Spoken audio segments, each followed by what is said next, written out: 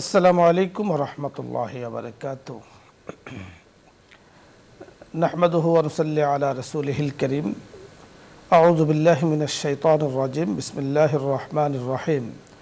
ওয়া মান ইউআযযিম শাআইরাল্লাহি ফাইন্নাহা মিন তাকওয়াল কুলুব। ওয়া ক্বালা তাআলা ফি মাওযি'in আখার ইন্নাস সাফা ওয়াল মারওয়াতা মিন শাআইরিল্লাহ। সাদাকাল্লাহুল মাওলানাল আযীম ওয়া সাদাকা রাসূলুহুন নবিয়্যুল কারীম। সুপ্রিয় দর্শক মণ্ডলী, মহান আল্লাহ তাআলার দরবারে শুকরিয়া আদায় করছি। আল্লাহ তাআলা এই নেয়ামত আমাদেরকে দান করেছেন, তাই অনুষ্ঠানের শুরুতে রব্বে কারীমের নেয়ামতের শুকরিয়া আদায় করি, বলি ইয়া রাব্বি লাকাল হামদ ওয়া লাকাশ শুকর। আল্লাহ রব্বে কারীম পবিত্র মক্কাতুল মুকাররমাকে সম্মানিত করেছেন। আমরা জানি মক্কাতুল মুআজ্জামা মর্যাদাপূর্ণ শহর, সম্মানিত শহর। এই শহরকে আল্লাহ তাআলা মর্যাদা দিয়েছেন অনেকগুলো কারণ আছে, তার মধ্যে অন্যতম কারণ হলো এই শহরের মাঝে পবিত্র কাবাতুল্লাহকে আল্লাহ তাআলা স্থাপন করেছেন।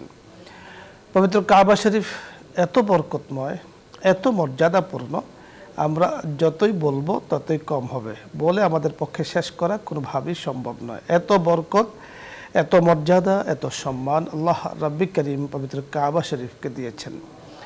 যে কাবা শরীফকে প্রথম দেখা মাত্র নিজের ভেতর থেকে যে একটা আবেগ, যে একটা অনুভূতি জাগ্রত হয়, সেই আবেগে আপনি যে দোয়াই করবেন রব্বি করিম সেই দোয়াই কবুল করেন। সুবহানাল্লাহ।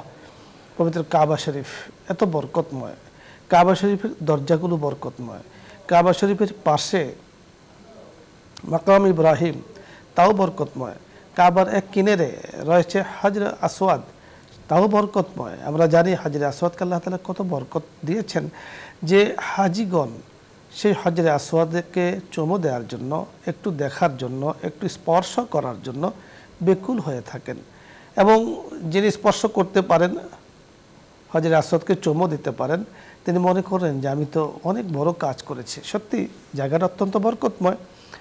অনুরূপভাবে রয়েছে রুকনি ইয়ামানি, অনুরূপভাবে রয়েছে পবিত্র কাবা শরীফের ভেতরে হেরেমের অংশ উম্মে হানি, রয়েছে পবিত্র কাবা শরীফের ঠিক পাশে সাফা মারোয়া। আমরা সাফা মারোয়ার পবিত্র কোরআন কারীমের মধ্যে আমরা পড়েছি। সাফা মারোয়া সম্পর্কে আল্লাহ তাআলা বলেন, ইন্নাস সাফা ওয়াল মারওয়াতা মিন শাআইরিল্লাহ। সাফা এবং মারোয়া আল্লাহ পাকের নিদর্শন সমূহের অন্যতম নিদর্শন। এই সাফা থেকে মারোয়া, মারোয়ার থেকে সাফা দৌড়াদৌড়ি করেছিলেন হযরত ইব্রাহিম আলাইহিসসালামের সহধর্মিণী হযরত ইসমাঈল আলাইহিসসালামের আম্মাজান হযরত হাজরা আলাইহিসসালাম। রব্বে কারীমের কাছে এই দৌড়, ওনার এই প্রচেষ্টা এত পছন্দ হয়েছে যে আল্লাহ তাআলা হাজিদের জন্য ওয়াজিব করে দিয়েছেন সাফা মারোয়ার মাঝখানে 7 চক্কর দেয়া। ঠিক শুধু হাজি নয়, যিনি উমরা পালন করবেন, উমরার জন্য জরুরি অংশ সাফা মারোয়ার মাঝখানে সাই করা। এবং যেখানে উনি যা করেছেন তাকে বলা হয়েছে যে এটা অত্যন্ত বরকতময়। একটু শয়তানকে কঙ্কর মেরেছেন, দৌড়িয়েছেন, তো মাঝখানে একটু হাজিগণ সেখানে দৌড়ান, দোয়া করেছেন সাফাতে মারোয়াতে, হাজিগণ সেখানে কাবার দিকে ফিরে দোয়া করেন রব্বে কারীমের কাছে। আল্লাহু আকবার। সাফা এবং মারোয়া পাহাড় দেখতে অনেক বড় নয়, কিন্তু এত বরকতপূর্ণ পাহাড় যে দোয়া করার জায়গা, দোয়া করার সময় সেখানে আপনি যেই দোয়া করবেন সেই দোয়া কবুল হবে। ঠিক অনুরূপভাবে পবিত্র মক্কাতুল মুকাররমার পাশে জাবালে আবি কুবাইস বর্ণনায় পাওয়া যায় রাসূল আকরাম সাল্লাল্লাহু আলাইহি সাল্লাম এখানে রব্বে কারীমের কাছে দোয়া করেছেন।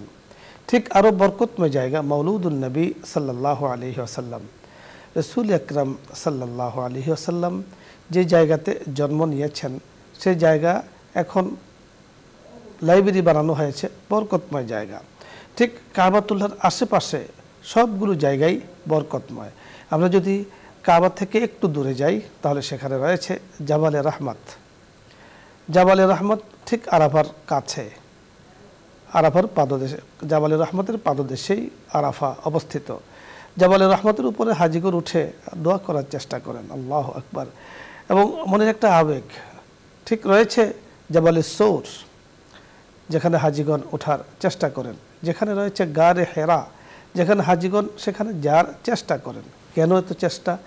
আমার রসুল সাল্লাল্লাহু আলাইহি ওয়াসাল্লাম এই জায়গাগুলোতে গিয়েছেন, আমার রসুল সাল্লাল্লাহু আলাইহি সাল্লাম কণ্ঠ কাকীর্ণ পথ মারিয়ে এই জায়গাগুলোতে গিয়েছেন। কত ধৈর্য আল্লাহ তাআলা দিয়েছেন, কত শক্তি আল্লাহ তাআলা দিয়েছেন, রব্বে করিমের মোহাব্বত কত বেশি আল্লাহ তাআলা দিয়েছেন, সুবহানাল্লাহ। তা একজন হাজী সাহেবের জন্য কাবার, মক্কাতুল মুকাররমার যে বরকতপূর্ণ জায়গাগুলো আছে সেখানে গিয়ে রব্বে করিমের কাছে দোয়া করা। আল্লাহ তাআলা আমাদেরকে তৌফিক দান করুন। আলোচ্য বিষয়ে যদি আপনাদের কোনো বুঝার থাকে অথবা আপনাদের যদি ইসলামিক মাসলা মাসাইল সংক্রান্ত কোনো প্রশ্ন থাকে আপনি প্রশ্ন করুন, আমরা কথা বলার চেষ্টা করব। জি, আসসালামু আলাইকুম ওয়া রাহমাতুল্লাহ। দর্শক নাম বলে পরিচয় দিয়ে প্রশ্ন করুন। হ্যালো, আসসালামু আলাইকুম। ওয়া আলাইকুম আসসালাম ওয়া রাহমাতুল্লাহ। হুজুর, জি হুজুর আমার 5টি প্রশ্ন আছে। 5টি প্রশ্ন, জি বলুন। হুজুর, এক নাম্বার প্রশ্ন, চোখে চোখে চোখে ডব দিলে কি হচ্ছে?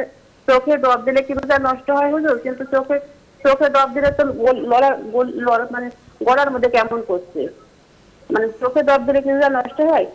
আর আর দ্বিতীয় নাম্বার প্রশ্ন হুজুর, যে আমি যে সোমবার বৃহস্পতিবার রোজা রাখি, তা আমার তো টাইম জানা নাই হুজুর।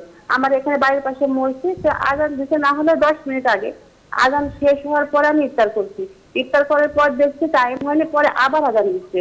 তাহলে কি এই রোজা রেখে আমার হবে হুজুর? মানে সোমবার বৃহস্পতিবার রোজা রেখে এই রোজা, মানে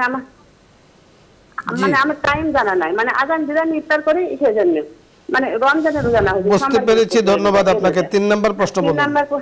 3 নাম্বার প্রশ্ন হুজুর, তো 3 নাম্বার প্রশ্ন আরো, 3 নাম্বার প্রশ্ন হুজুর, সুদী ব্যাংকে যদি আমার জামাই হচ্ছে চাকরি করে, সে যদি হচ্ছে ঈদে হচ্ছে জামা কাপড় দেয় কি মিষ্টি খাবার টাবার নিয়ে আসে বা তার বাসার যায়, যদি আমি খাই তাহলে কি নেওয়া যাবে, খাওয়া যাবে হুজুর? কিন্তু আমি জামাই বলি যে বুঝতে পেরেছি। 4 নাম্বার প্রশ্ন বলুন।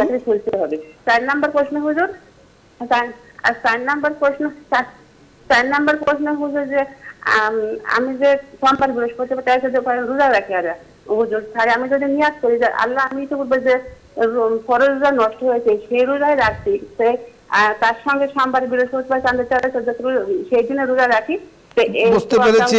5 নাম্বার প্রশ্ন বলুন। তাহলে কি হবে? আর 5 নাম্বার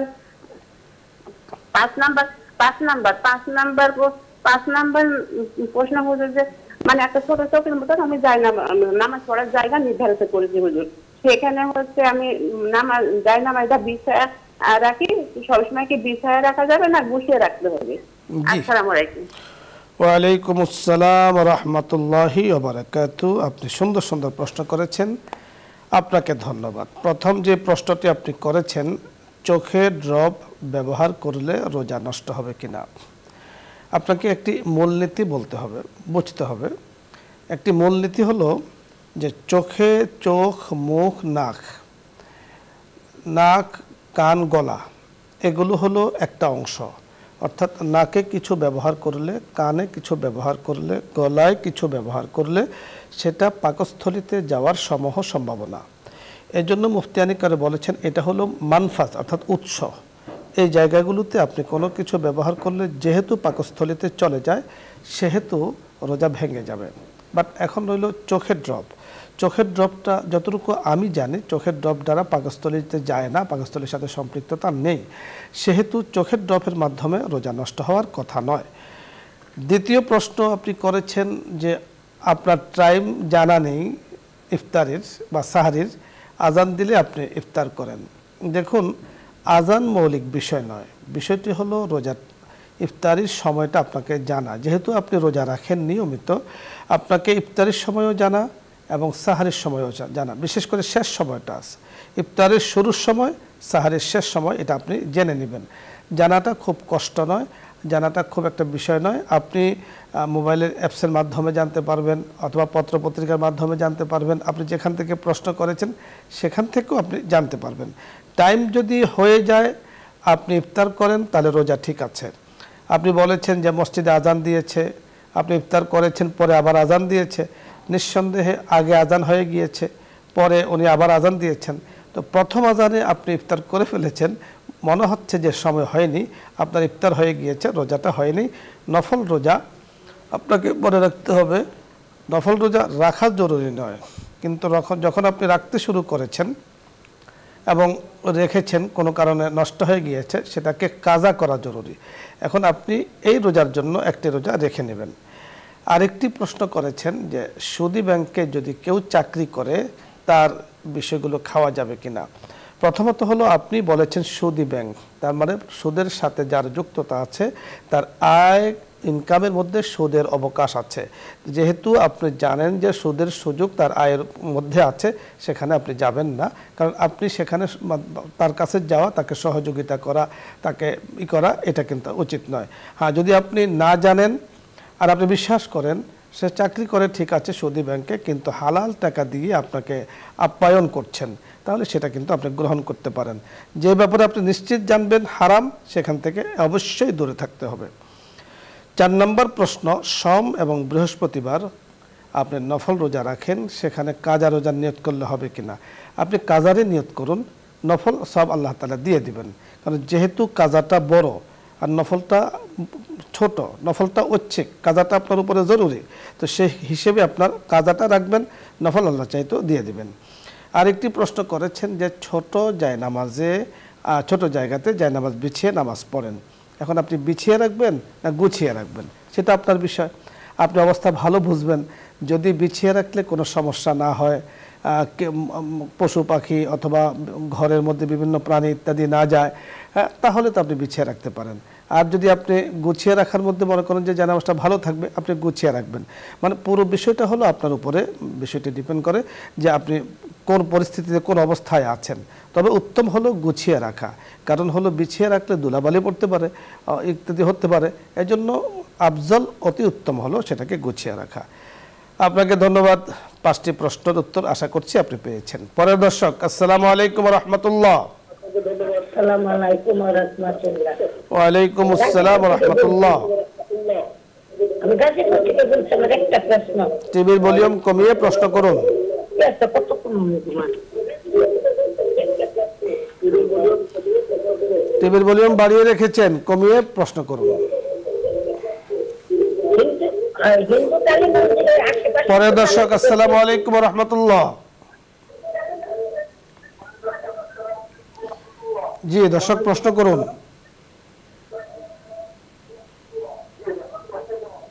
হ্যালো, আসসালামু আলাইকুম। ওয়া আলাইকুম আসসালাম, আপনি প্রশ্ন করুন।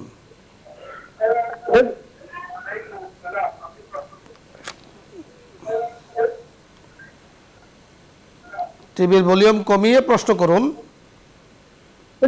জি বলুন। আমার প্রশ্ন হলো, আমি রাতে ঘুমানোর সময় সূরাগুলো পাঠ করি, কিন্তু এটা ঠিক আছে কিনা? জি, আমরা বুঝতে পেরেছি আপনি রাত্রে ঘুমানোর সময় সূরাতুল মুলক পাঠ করেন, ঠিক আছে কিনা। অবশ্যই ঠিক আছে। তবে আপনার জন্য আরেকটু পরামর্শ আমি দিতে পারি, তা হলো সূরা মুলকের ফজিলত পাওয়ার জন্য সময় হলো এশার পরে। তা আপনার ঘুমানোটা তো এশার পরেই হয়, সেই হিসাবে আপনি ফজিলত পেয়ে যাবেন। রাসূল আকরাম সাল্লাল্লাহু আলাইহি ওয়াসাল্লাম যে আমলগুলো করতেন, তিনি 2 রাকাত নামাজ পড়তেন, কিছুক্ষণ কোরআন তেলাওয়াত করতেন, এরপরে তাসবিহ তাহলিল পড়ে তিনি ঘুমাতেন। আপনি সূরা মুলক পড়ুন ফজিলত পাওয়ার জন্য, এবং এই রাসূলের যে আমলগুলো আছে সেগুলো আপনি করতে পারেন। পরে দর্শক, আসসালামু আলাইকুম ওয়া রাহমাতুল্লাহ। হ্যালো, আসসালামু আলাইকুম। ওয়া আলাইকুম আসসালাম। আমি প্রশ্ন করতে যাচ্ছিলাম এক হুজুর সাহেবকে। জি হুজুর সাহেব বলছি, আপনি প্রশ্ন করুন। আচ্ছা, আমার স্ত্রী আমাকে না বলে বিভিন্ন এবং দিনাজপুর হতে ভারতে প্রবেশ করে, সেই ক্ষেত্রে আমি শাসন করতে পারি কিনা? আপনার স্ত্রী, ধন্যবাদ, আমরা বুঝতে পেরেছি। আপনার স্ত্রী আপনাকে না বলে ঘর থেকে বের হয়ে যায় বা বিভিন্ন জায়গাতে যায়, আপনি বলছেন যে ভারতে যায়, তারপর স্ত্রী আপনার অনুমতি ছাড়া বের হতে পারে কিনা। শরীয়তে আসলে অনুমতি দেয়নি যে আপনি স্বামীর, একজন নারীর জন্য যিনি স্ত্রী, স্বামী স্ত্রী পরামর্শ করে চলা, তো সেই হিসেবে আপনার স্ত্রীকে আপনি শাসন করতে পারেন কিনা। শরীয়তের শাসনের কিন্তু সীমানা আছে, সীমানার বাহিরে শাসন কিন্তু অনুমতি আপনাকে শরীয়তে দেয়নি। এমন কোনো শাসন আপনি করতে পারবেন না যার কারণে অঙ্গহানি হয়, যার কারণে ক্ষতি হয়, আপনার সংসারটা ভেঙে যায়। এটাকে শাসন বলে না, এটাকে জুলুম বলে। তো আপনি আপনার স্ত্রী যদি আপনার ঘর থেকে অনুমতি ছাড়া চলে যায়, কেন যায় এটা তো আপনি বলছেন, নিঃসন্দেহে হয়তোবা আপনার মধ্যেও কোনো ত্রুটি থাকতে পারে, এই জন্য হয়তোবা উনি চলে যাচ্ছেন। আমি বলবো যে আপনার স্ত্রীকে তার হক আপনি যথাযথভাবে আদায় করুন, আশা করছি উনি আপনার অনুমতি ছাড়া যাবেন না। দ্বিতীয়ত হলো শাসনের যে বিষয়টি আছে, শরীয়তে বলে দিয়েছে প্রথমত তাকে কথা দিয়ে তাকে শাসন করা, কথা দিয়ে অশ্লীল কোনো বাক্য ব্যবহার না করা, তার সাথে আপনি কিছু মানে অনেক পদ্ধতি আছে, আপনি একটু রাগ হয়ে থাকা বা একটু অভিমান করে থাকা, এটা এক ধরনের শাসন হতে পারে। এরপরে বলা হয়েছে আপনি শয্যা ত্যাগ করবেন, সেটা বলা হয়েছে। এরপরে বলা হয়েছে যদি আপনার তাকে শাসনের জন্য হয় তাকে আলাদা এক জায়গায় রাখলেন, এগুলো শাসনের পদ্ধতি।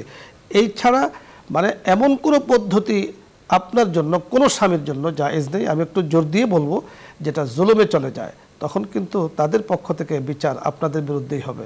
এজন্য এই বিষয়টি খুবই লক্ষণীয়। শরীয়তের শাসনের বিধানগুলো যা বলেছি আপনি আরও জেনে সেই হিসাবে আপনি আপনার পরিবারকে আপনি সুন্দরভাবে পরিচালনা করুন। পরে দর্শক, আসসালামু আলাইকুম রহমতুল্লাহ। জি, প্রশ্ন করুন। আসসালামু আলাইকুম ওয়া রাহমাতুল্লাহ। ওয়া আলাইকুম আসসালাম ওয়া রাহমাতুল্লাহ।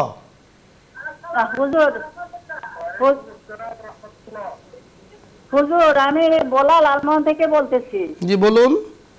আমার নাম খাদিজা আক্তার। আমার দুইটা প্রশ্ন হুজুর। জি বলুন। আমার একটা হজের ব্যাপারে হুজুর। আমার স্বামী চাকরি করতো প্রাইমারি টিচার ছিল। তার চাকরিরত অবস্থা 2006 সালে তার স্ট্রোক হইয়া তার হাড়ে ব্লক হইয়া তাকে বাইপাস করাইতে হয়েছে।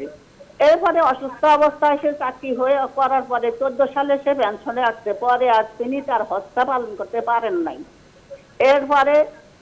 এরপরে তারে অনেক তার সহকর্মীরা বা সবাই বলছে সে হজ পালন করে নাই, এই জন্য সে মৃত্যুর আগে বলে গেছে যে তার বদলি হজটা করাই দিতে। এখন এটা কি বাধ্যতামূলক হুজুর? আর আরেকটা প্রশ্ন হলো, আমি নিজেও চাকরি করতাম, তখন আমি আমার চাকরি জীবনে আমার চাকরি 2 বছর পরে থেকে আমি অসুস্থ। এই অসুস্থ অবস্থায় চাকরি করা অবস্থায় আমি শেষ পর্যন্ত পঙ্গুর মতো হয়ে গেছি। ওই অবস্থায় চাকরির মেয়াদ 10 বছর থাকতে ইচ্ছে কিন্তু চাকরি ছাড়িয়া চলে আসছি। এর কারণে শারীরিক অবস্থার কারণে আমি নিজেও পারি না, এখন বর্তমানেও আমি পঙ্গুত্বে পরিণত। আমার ব্যাপারটা এই দুটো জিনিস, দুটো বিষয় বুঝতে পেরেছি, ধন্যবাদ। দুটো আসলে একই উত্তর হবে। প্রথম যে বিষয়টি আপনি জানতে চেয়েছেন, আপনার স্বামী চাকরি করতেন অথবা আপনিও চাকরি করতেন, আপনার স্বামীও অসুস্থ হয়ে পড়েছেন, আপনিও অসুস্থ হয়ে পড়েছেন। চাকরি করলেই একজন মানুষের উপরে হজ ফরজ হয় না, বরং হজ ফরজ হয় তার উপরে যথেষ্ট পরিমাণ টাকা থাকলে। এতটুকু টাকা, যে টাকা হজের জন্য আছে এবং পথের খরচ আছে, সেখানে যতদিন থাকবেন সেটা আছে, এরপরে শারীরিক সুস্থতার ব্যাপার আছে, এরপরে দেশে আসা পর্যন্ত পরিবার চলার মতো ব্যবস্থা আছে, এই সবগুলো থাকলে তার উপরে হজ ফরজ। যদি আপনার স্বামীর উপরে হজ ফরজ হয়ে থাকে আর উনি ইন্তেকালের পূর্বে বলে গিয়েছেন বদলি হজ করানোর জন্য, এটা করানো জরুরি। বোঝা গেল যে ওনার উপরে হজ ফরজ ছিল, উনি অসুস্থতার কারণে করতে পারেননি, এই জন্য বদলি হজ করানো এটাও ফরজ। আশা করছি আপনি বুঝতে পেরেছেন। অভিজ্ঞ দিনদার কাউকে দিয়ে আপনি বদলি হজ করাবেন। আপনার যে বিষয়টি, আপনার উপরও যদি হজ ফরজ হয়, এখন শারীরিক সাপোর্ট যদি না থাকে, তাহলে আপনার জন্য যে বিষয়টি জরুরি তা হলো যে আপনি বদলি হজ করাবেন। কারণ মনে হচ্ছে যে আপনি পঙ্গুত্ব বরণ করছেন, পঙ্গুত্বে আছেন, আপনি নড়াচড়া করতে পারছেন না। আসলে হজের কাজগুলো করতে হলে একটু কষ্ট করতে হয়, সেখানে অনেক ঘোরাঘুরি আছে। আর মাহরম যদি ওই ধরনের থাকে, আপনাকে হুইল চেয়ারে করে হজ করাবে, তাহলে তো সে সুযোগ আছে, অন্যথায় কিন্তু আপনার জন্য সেই সুযোগটা নেই, আপনিও বদলি হজ করাবেন। ধন্যবাদ আপনাকে, আপনি প্রশ্ন করেছেন। এবং দর্শক মণ্ডলী আপনারা যারা প্রশ্ন করেছেন, সকলকে ধন্যবাদ জানাচ্ছি। আলহামদুলিল্লাহ, অনেকগুলো প্রশ্ন করেছেন আমাদের গেস্ট, আসলে জামিয়াতকে আবদ্ধ ছিলেন, এসেছেন, ধন্যবাদ আপনাকে। ধন্যবাদ দর্শক মণ্ডলী আপনাদেরকেও। আমরা এখন দোয়া শুনবো, আমাদের গেস্ট দোয়া করবেন। শেখ দোয়া করে দেন। জি। اللهم صل على محمد وعلى آل محمد كما صليت على إبراهيم وعلى آل إبراهيم إنك حميد مجيد الحمد لله رب العالمين اللهم أنت ربي ولك الحمد أنت ملك السماوات والأرض ومن فيهن ولك الحمد أنت نور السماوات والأرض ومن فيهن رب العالمين তোমার কাছে হাত তুলেছি, আমরা গুনাহগার, আমাদের জীবনের সমস্ত গুনাহগুলোকে তুমি মাফ করে দাও। আয় আল্লাহ, তোমার কাছে বিশেষভাবে দোয়া করছি, আমরা যারা বাবা হারিয়েছি, মা হারিয়েছি, আমাদের প্রত্যেক বাবা আর মাকে তুমি জান্নাতুল ফেরদাউসের উচ্চ মাকাম দান করো। আয় আল্লাহ, আজকের এই প্রোগ্রামকে বসুন্ধরা গ্রুপ রব্বুল আলামিন, এই গ্রুপের সম্মানিত চেয়ারম্যান মহোদয় সহ বসুন্ধরা পরিবারকে তুমি কবুল আর মঞ্জুর করো। সমস্ত ভালো কাজ বেশি বেশি আঞ্জাম দেওয়ার তৌফিক দান করো, দুনিয়ার আখিরাতে তাদেরকে সম্মান দান করো। আয় আল্লাহ, তোমার কাছে বিশেষভাবে দোয়া করছি, বাংলাদেশ সহ বিশ্বের বিভিন্ন প্রান্ত থেকে হাজী সাহেবরা হজের জন্য রওনা হয়েছেন, অনেকে রওনা হবেন। আয় আল্লাহ, প্রত্যেকের এই সফরকে তুমি নিরাপদ রাখো রব্বুল আলামিন। আয় আল্লাহ, প্রত্যেককে তুমি হজ্জে মাবরুর নসিব করো। আল্লাহ, আমরা যারা হাত তুলেছি, দর্শক বৃন্দরা হাত তুলেছেন, আমাদেরকে জীবনের একটি বারের জন্য হলেও তোমার বাইতুল্লাহ জিয়ারত করার তৌফিক দান করো। সুবহান রাব্বিকা রাব্বিল ইজ্জাতি আম্মা ইয়াসিফুন ওয়া সালামুন আলাল মুরসালিন রাব্বুল আলামিন। তোমার কাছে বিশেষভাবে দোয়া করছি, আমরা গুনাহগার, আয় আল্লাহ আমাদের এই আয়োজনকে তুমি কবুল করে নাও। আয় আল্লাহ, আমাদেরকে বেশি বেশি ভালো কাজ করার তৌফিক দান করো রব্বুল আলামিন। ঈমানের উপর আমাদের প্রত্যেককে ইস্তেকামাত থাকার তৌফিক দান করো। আয় আল্লাহ, আমাদের প্রত্যেককে তুমি নামাজি বান্দা বানিয়ে দাও রব্বুল আলামিন। তোমার কাছে দোয়া করছি, আমরা যারা পেরেশানিতে রয়েছি সকলের পেরেশানিগুলোকে দূর করে দাও। যারা অসুস্থ রয়েছেন সকলকে তুমি সুস্থতার নিয়ামত দান করো। আমাদের এই প্রিয় মাতৃভূমি বাংলাদেশ, আল্লাহ বাংলাদেশকে তুমি সমস্ত বিপদ আপদ থেকে হেফাজত করো রব্বুল আলামিন। আসমানি বালা জমিনে গজব থেকে আমাদের এই প্রিয় মাতৃভূমিকে তুমি হেফাজত করো। तमाम বিশ্বের যত মুসলিম রয়েছে সমস্ত মুসলিমদেরকে তুমি হেফাজত করো। সুবহান রাব্বিকা রাব্বিল ইজ্জাতি আম্মা ইয়াসিফুন ওয়া সালামুন আলাল মুরসালিন ওয়ালহামদুলিল্লাহি রাব্বিল আলামিন।